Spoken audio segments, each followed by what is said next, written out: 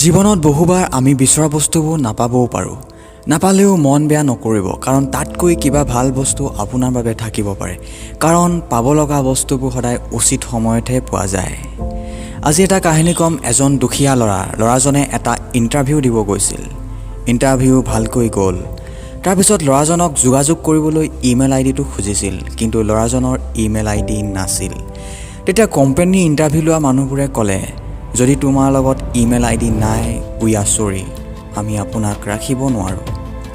ল'ৰাটো দুখীয়া আছিল, কৰিবলৈ একো কাম নাছিল।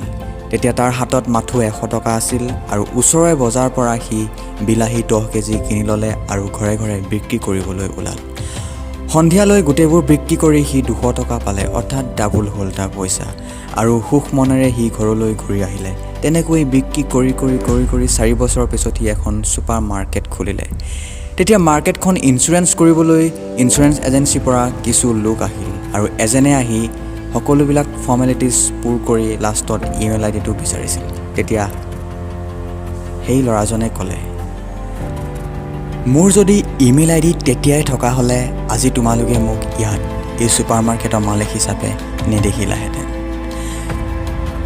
জীৱনত যদি আমি হাৰি যাওঁ, নিৰাশ নহ'বা। কোনোবা নহয় কোনোবাখিনিত ভাল সুবিধা আপোনাৰ বাবে আছেই। মাথো অপেক্ষা কৰা ভাল সময়লৈ। আজিলৈ ইমানে। যদি কাহিনীটো ভাল পালে শ্বেয়াৰ কৰি দিয়ক আৰু ছাবস্ক্ৰাইব কৰি দিবলৈ নাপাহৰিব। এনেকুৱা ধৰণৰ অনুপ্ৰেৰণামূলক কাহিনী আপোনাৰ মাজলৈ আনি থাকিম। ধন্যবাদ।